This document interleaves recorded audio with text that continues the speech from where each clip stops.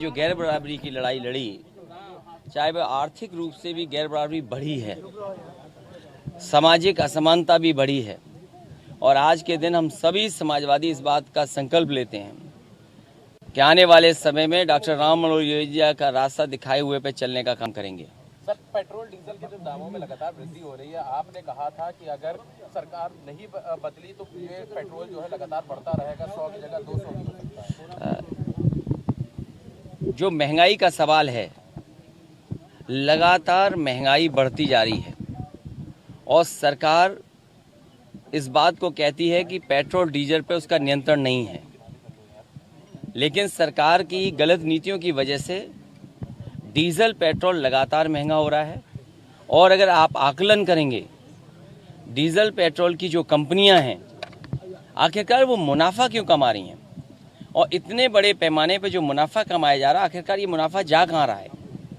अगर ये मुनाफा गरीबों के लिए इस्तेमाल हो रहा है तो अच्छी बात है, किसानों की खुशहाली के लिए इस्तेमाल हो रहा है तो अच्छी बात है, लेकिन लगता ये है कि जो डीजल पेट्रोल और गैस की कीमत बढ़ने से जो मुनाफा हो रहा है, वो बड़े बड़े उद्योगपति, बड़े बड़े कारोबारी, उनको लाभ पहुंचाने के लिए सरकार ये फैसला ले रही है। और ये पहले से पता था, जनता के बीच में ये बात रखी थी कि जैसे ही चुनाव खत्म होगा ये सरकार महंगाई बढ़ाएगी और महंगाई लगातार इस सरकार में बढ़ेगी।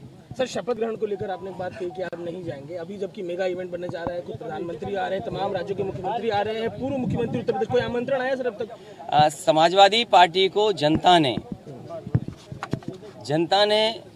जो जनादेश दिया है वो संघर्ष का जनादेश दिया है।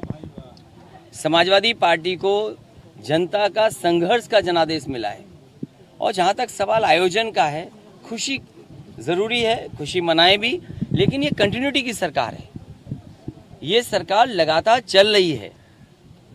और जो सरकार 5 साल में कोई ऐसा स्थान न बना पाई हो जो उन्हें प्रेरणा दे सके, कम से कम समाजवादियों का काम उन्हें प्रेरणा देगा कि आने वाले समय में ऐसा काम करें। सर, चुनाव परिणाम में देखने को मिला था कि मायावती जी का वोट फाड़ दिए गए, कई समाजवादी ये पर्चे नहीं दाखिल कर पाए।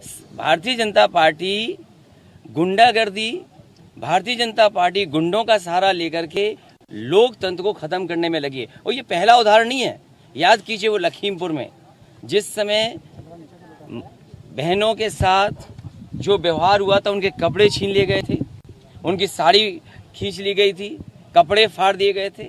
और इसी तरह जो कल हुआ है एटा में, भारतीय जनता पार्टी लोकतंत्र में अपना बहुमत सिद्ध करने के लिए गुंडई पे उतर आई है। और आखिरकार डीएमएसपी क्या कर रहे थे, उतनी खड़ी हुई पुलिस क्या कर रही थी? ये पूरी की पूरी सरकार की साजिश थी। डीएमएसपी पूरे मिले हुए थे, अगर डीएमएसपी नहीं मिले होते तो शायद ये ऐसा नहीं होता। सर, मायावती जी का पूरा वोट परसेंट शेयर हो गया था जिस तरह की दिखा चुनाव परिणाम में बीजेपी की तरफ, लेकिन कल वो ट्वीट करके कह रही हैं कि सपा ही मिली हुई है, नेताजी की भी उदाहरण वो दे रही थी। समाजवादी पार्टी डॉक्टर राम मनोहर लोहिया के सिद्धांत पर आगे बढ़ने जा रही है। जो सिद्धांत उन्होंने दिया, आज भी असमानता बड़े पैमाने पे बढ़ी है, गैर बराबरी बढ़ी है। आर्थिक रूप से देखिए आप, कुछ लोग तो कितने आगे बढ़ते जा रहे हैं, वहीं आप गरीब को देखो, उसे अनाज पर जीवन यापन करना पड़ रहा है। और यूथ कितना निराश हुआ है। जब तक अर्थव्यवस्था नहीं बदलेगी तब तक यूथ को नौकरी नहीं मिलने वाली।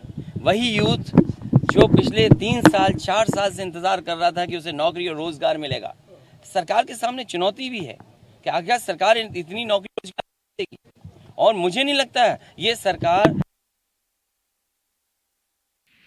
करहल का डिसीजन लिया है आजमगढ़ के ऊपर, क्या मैसेज देना चाह रहे हैं? समाजवादी पार्टी को संघर्ष का जनादेश मिला है और सदन में रहने का मौका मिला है। सदन से लेकर के सड़क तक समाजवादी पार्टी अपने कार्यक्रमों, सिद्धांतों को लेकर के आगे बढ़ेगी। सर, आप जिन लोगों से चुनाव लड़े हैं, अगर आपने सीट छोड़ी है, पारिवारिक संबंध रखे हैं, हमेशा परिवार के लोग वहां पर जाके लड़े हैं, तो क्या आजमगढ़ छोड़ रहे हैं? आपकी पत्नी ये आजमगढ़ के लोगों से मेरी बातचीत हुई थी, वहाँ के कार्यकर्ताओं नेताओं से बात हुई है।